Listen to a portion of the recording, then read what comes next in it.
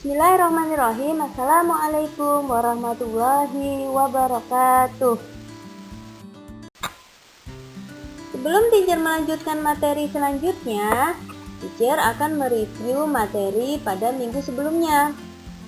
Penyesuaian diri makhluk hidup dengan lingkungan, diingat ya, dibagi menjadi dua. Yang pertama yaitu penyesuaian diri hewan dengan lingkungan. Yang kedua yaitu penyesuaian diri tumbuhan dengan lingkungan.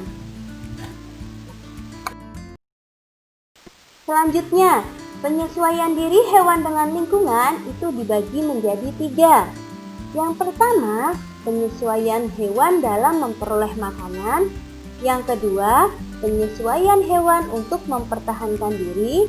Yang ketiga, yaitu penyesuaian hewan terhadap kondisi ekstrim. Yang selanjutnya, kita akan membahas materi untuk minggu ini, yaitu tentang penyesuaian diri tumbuhan dengan lingkungan. Penyesuaian diri tumbuhan dengan lingkungan itu dibagi menjadi dua. Yang pertama, penyesuaian diri tumbuhan dengan habitatnya. Yang kedua, penyesuaian diri tumbuhan untuk melindungi diri.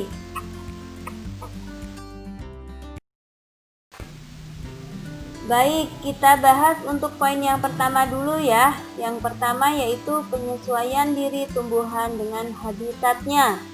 Beberapa bentuk penyesuaian diri tumbuhan untuk menyesuaikan diri dengan kondisi lingkungan antara lain terdapat pada tumbuhan-tumbuhan berikut. Yang pertama, teratai dan enceng gondok. Yang kedua, kantong semar. Yang ketiga, Venus flytrap. Yang keempat, kaktus. Kelima, bakau. Dan yang terakhir yaitu pohon jati.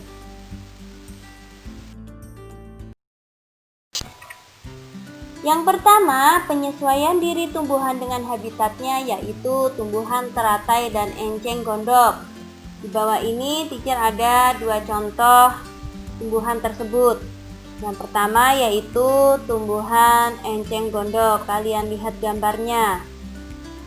Batang dan pangkal daun enceng gondok memiliki banyak rongga udara untuk mempermudah mengapung di permukaan air. Kalian lihat, tumbuhan enceng gondok batangnya berongga seperti pada gambar. Selanjutnya, akar enceng gondok lebat dan berserabut yang berfungsi untuk menjaga keseimbangan agar tidak mudah terbalik di permukaan air. Selanjutnya, contoh yang kedua yaitu tanaman teratai. Kalian lihat contoh tanamannya. Daun teratai tipis dan melebar. Hal ini berfungsi untuk meningkatkan penguapan air.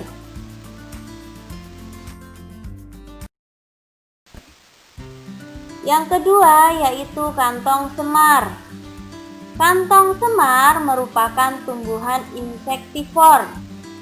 Daun pada kantong semar termodifikasi membentuk kantong yang menghasilkan nektar dan enzim pencernaan.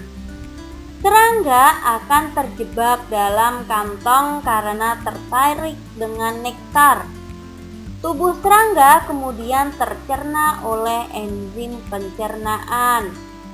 Untuk contohnya bisa kalian lihat pada gambar di samping.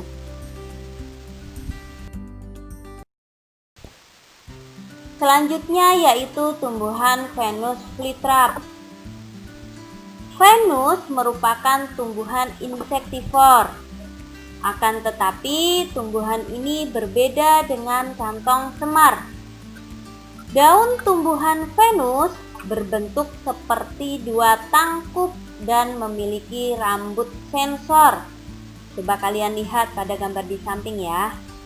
Daun tersebut akan menutup jika ada mangsa yang hinggap di daunnya.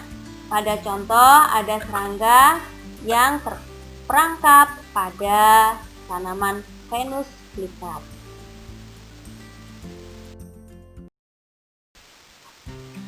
Selanjutnya yaitu tumbuhan kaktus. Kaktus merupakan tumbuhan yang hidup di daerah kering. Adaptasi kaktus meliputi daun, batang, dan akar. Coba kalian perhatikan gambar kaktus berikut.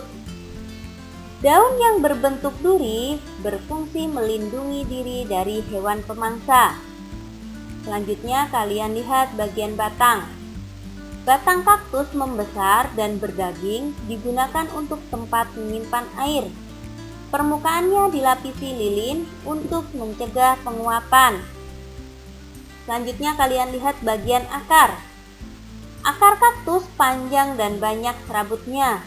Hal tersebut bertujuan untuk memperluas daerah penyerapan air. Selanjutnya yaitu tanaman bakau. Bakau merupakan tumbuhan yang hidup di tepi pantai. Habitat bakau berlumpur dan didominasi oleh pasir. Oleh karena itu, tumbuhan bakau beradaptasi dengan memiliki akar tunjang yang membantu menyangga batang agar tidak roboh saat terhempas oleh ombak.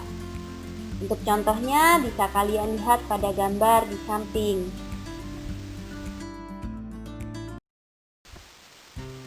Selanjutnya yaitu pohon jati. Pohon jati pada musim kemarau selalu menggugurkan daunnya atau meranggas. Daun-daun tersebut digugurkan sebagai upaya terhadap lingkungan yang kering dan panas. Jika daun digugurkan, penguapan air akan berkurang. Contoh tumbuhan yang menggugurkan daunnya pada musim kemarau selain pohon jati yaitu pohon kapuk, mahoni, dan kedondong.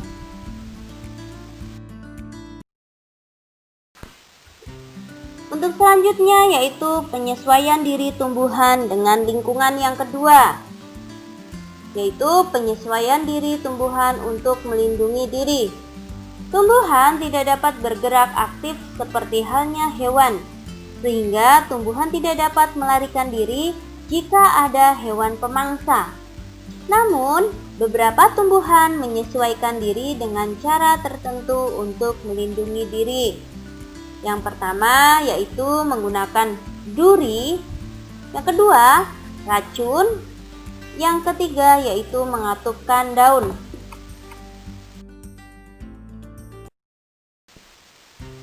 Kita bahas yang pertama yaitu duri. Beberapa tumbuhan melindungi diri dengan duri yang tumbuh di bagian batang, buah, ataupun daun.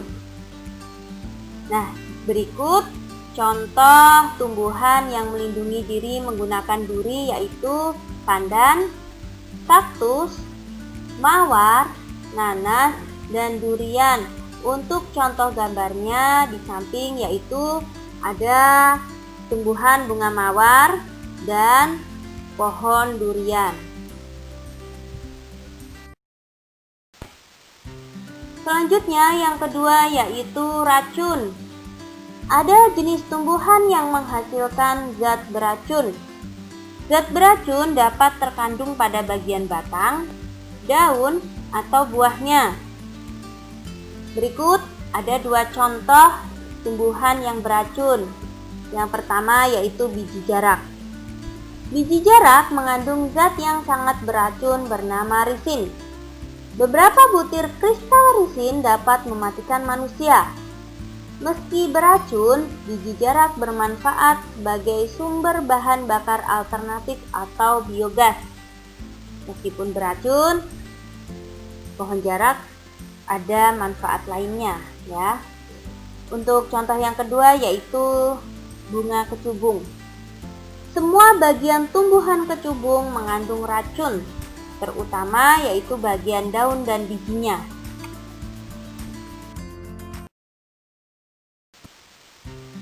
Selanjutnya yang ketiga yaitu mengatupkan daun.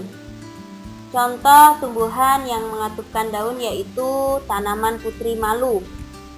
Putri malu merupakan tumbuhan polong-polongan. Putri malu mengatupkan daunnya bertujuan untuk melindungi diri dari herbivor yang akan memakannya. Setelah daun putri malu mengatup, akan terlihat warna daun bagian bawah yang berwarna pucat. Bisa kalian lihat pada contoh di samping ya. Hal ini membuat hewan yang tadinya akan memakan tumbuhan tersebut mengira bahwa tumbuhan telah layu dan tidak enak dimakan. Sekian pembelajaran kita hari ini. Selamat belajar dan selalu jaga kesehatan ya. Teacher akhiri sekian. Wabillahi taufiq wal hidayah. Wassalamualaikum warahmatullahi wabarakatuh. See you.